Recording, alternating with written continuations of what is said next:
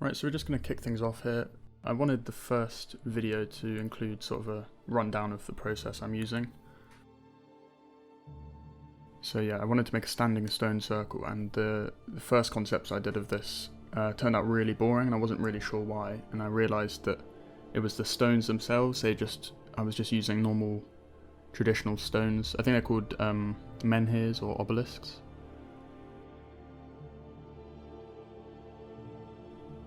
Anyway, these weren't really up to scratch and they were just a bit normal and boring, so the first clip you're seeing here is me going through some iterations of different stone designs that I could use. So my plan was essentially to use these in virtual reality to sculpt later.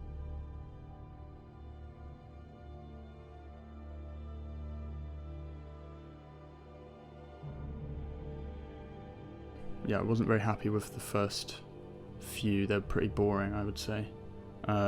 Sort of just figuring out what shapes to stick on the end of a normal rock, and then I started cutting away at the rocks, and that's when I kind of got a bit more happy with the results. So I'm coming up to about 11 or 12 here. Started thinking maybe I could put some little flying rocks around it.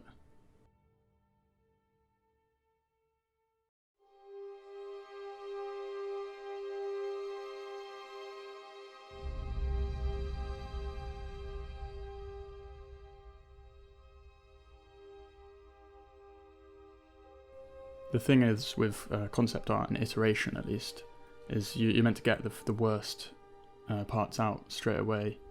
They're not always, your worst, the first ones, but it's good to just keep pushing through even though you're not turning out the best outcomes.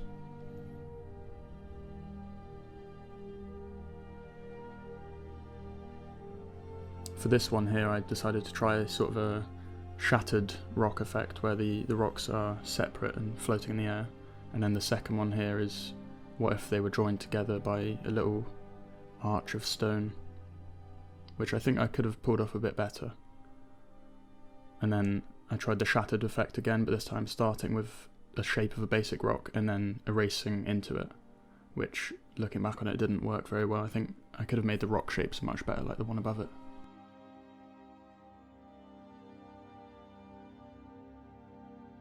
Then I'm trying again with the shattered effect, this time with the base rock, just carving away little rocks out of it, which I thought worked quite well. And then this last two I'm not too happy with. I guess the circle one's quite cool, but the last one I'm not a fan of. I ended up kind of running out of ideas maybe.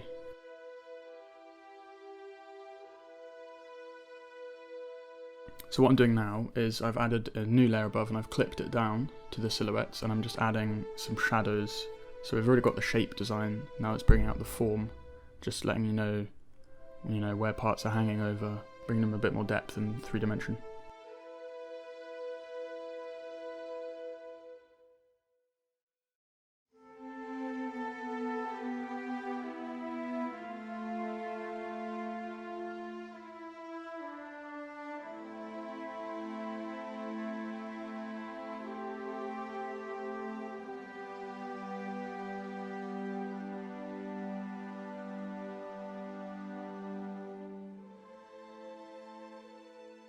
And then same again, I'm just adding another layer with the clipping mask and doing some highlights, which honestly you wouldn't really get many of with a rock face, but I thought I might as well add them anyway just for a bit more form.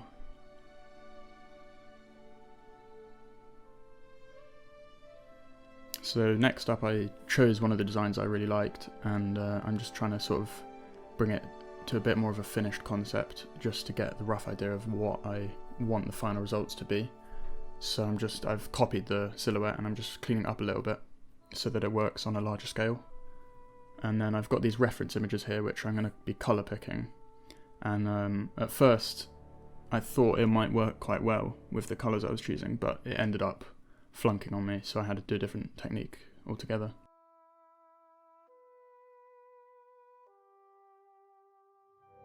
As you can see, the references I was using were all in sort of different lighting scenarios, so that might be why the colour picking technique didn't work. Also, rocks are very difficult to colour pick from because they've got so many different colours within them.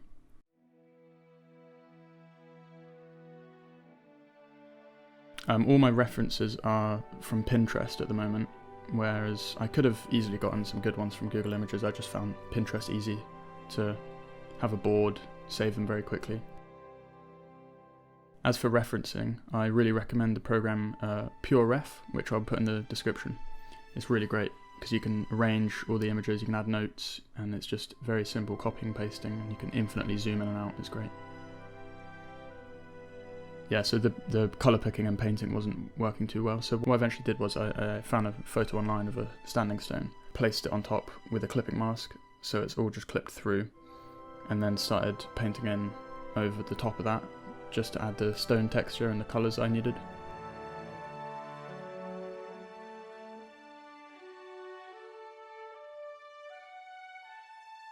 And originally the bottom of the stone was meant to be stone as well, but I ended up liking how it was the grass, and I later used that to give it more of a integration into a scene. Here I'm just adding more stone texture because I thought there wasn't enough of it. And then this is really helpful, is using a mixer brush.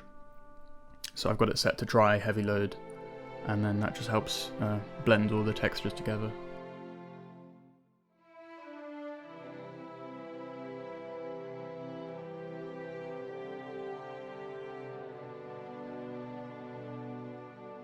And then finally I think I took some ferns from the bottom of this image just to add sort of a mossy fern look at the bottom of the stone.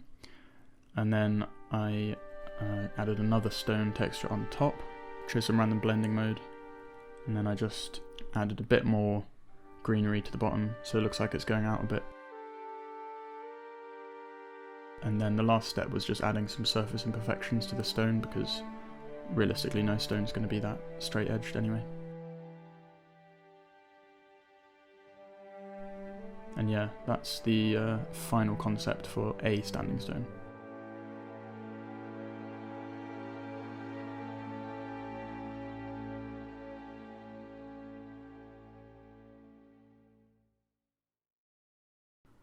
So I wanted to do this next part in virtual reality, so just, hold on, give me a sec.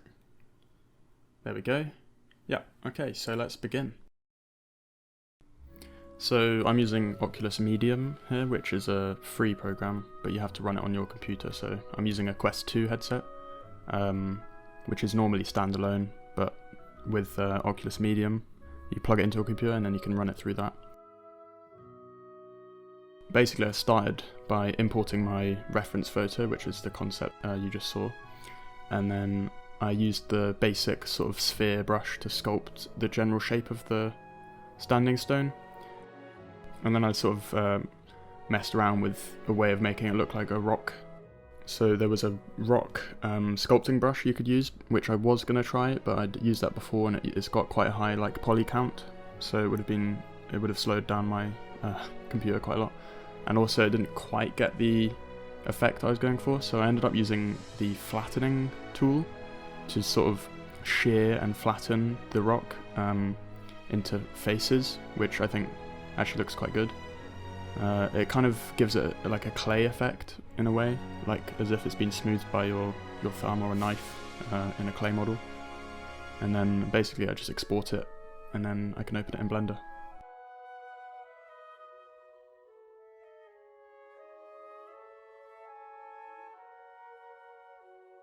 Okay, so here we are in Blender. I did try to record the process, but that ended up failing because the actual whole process took about 2 or 3 days, so on and off, that is, obviously not 2 days straight, but this is my final scene, so let me just run through what we've got here. So in the middle we can see this is the mesh I sculpted in Medium. These little men, these are from Sketchfab, just free models, Viking. As for these rocks around here, these started off as just base blocks like this, just normal cuboid. And then I followed a tutorial by 3D Not 2D on modelling rocks. I did really pretty basic like modelling here. That was just because I didn't want to have to model like, I don't know, 20 rocks in VR, because that can get pretty tiring. In the background here we've got these mountains. These are just using the standard Shift A, you know, landscape. I think that's an add-on somewhere. Landscape add-on. So this is what the rendered view looks like through the viewport. At the moment I've got this sort of nighttime scene, which is what I ended up going with. But there are other lighting scenarios I tried to do. So if I went into the world tab, for example, you can see here with the sky texture you can change all sorts of things with the sky. So I did try HDRs, they just weren't really getting me the results I wanted. So if you change, for example, like the sun elevation, you can get it to be daytime, and you can change the rotation. So let's say if we put that to like 50 degrees, it's kind of midday maybe, or like afternoon, morning. You get a nice kind of atmospheric pinky fog, which is another thing I was kind of trying to get. And the way I've got the fog here is pretty simple. It's just a big old box surrounding the whole thing, which you can't see because it's out of clipping view. But yeah, if you sort of look around, there's this giant box here. This is just using a volume scatter node, and that's all it is. Just turn the density way down and give it a sort of bluish colour to try and make it feel a bit cold. So you'll see some of these blocks haven't been turned into rocks. That's just because they're out of the view of the camera. Speaking of the camera, let's have a look. So I'm at 21mm focal length because I wanted quite a wide view. I've set the aspect ratio, or it's, you know, sort of almost 2:1, I'd say. Go back in the camera, we've got depth of field on, which is focusing on the centerpiece rock here. It's 0.3 aperture. It should be about 1.8, but I find 0.3 or like even lower than that sometimes just works way better. Right, so you notice some of these rocks have snow on them, or in fact all of them do. That's using a snow add-on called Real Snow, or Real Snowfall I think. And it's just on the side here, so you click on the object, you press add snow, and it just adds it instantly. And it's automatically textured as well, which is quite nice. Okay, so in material view you can see sort of the snow a lot clearer, and then I've added a Quixel Megascans texture to it, which are really, really good, and they're free as well, so there's no reason not to use them, to be honest. One thing to keep in mind though is you have to be in experimental mode for it to work. And for the background here, this Northern Lights image is just a free high-res image from Pexels or Unsplash, I think. And all it is just a plane with the picture as its material, and then using the color, you set it to base color and emission, so that kind of gives it the glow that the Northern Lights give off. I've also got point lamps on the Viking models, or just in front of them. Looking back on it, I probably should have made them hold like a lantern or something, because it's kind of ambiguous where the light's coming from, but if you ignore that, it kind of turns out quite well in the final render. And then as for these rocks, I'm pretty sure the texture comes from the video tutorial by CG Geek on procedural rocks.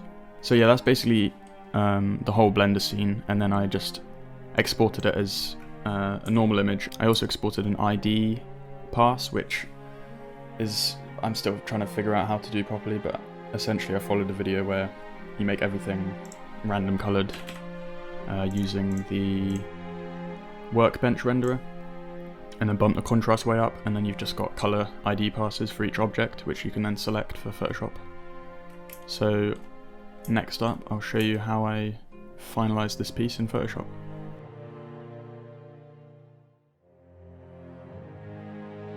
Right, so in Photoshop, this whole process took me about an hour and 10 minutes. Most important part for me was just making everything look a bit more integrated in the scene. So at the moment, like, the rocks had no snow build up, so that's what I focused on to start with.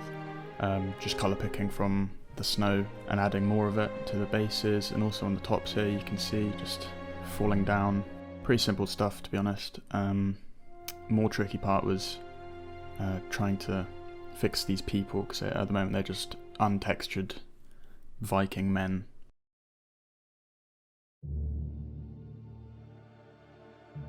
Then I'm just adding a bit of texture to these stones here, just with the texture brush, painting it on. Some light and shadow, maybe a bit of reflective light from the snow, and then I made sure that these floating stones had sort of frosty white underneath them, which could be reflection from the snow, and also just to make them stand out from the ones that are not floating. And then for the Viking characters, all I did was paint over them with a clipping mask, or when I selected them using the ID pass. paint over them in different colours and then choose a blending mode, and that managed to sort of work kind of well.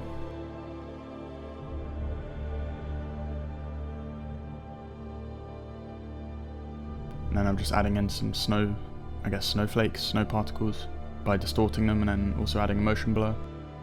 And that is the entire process.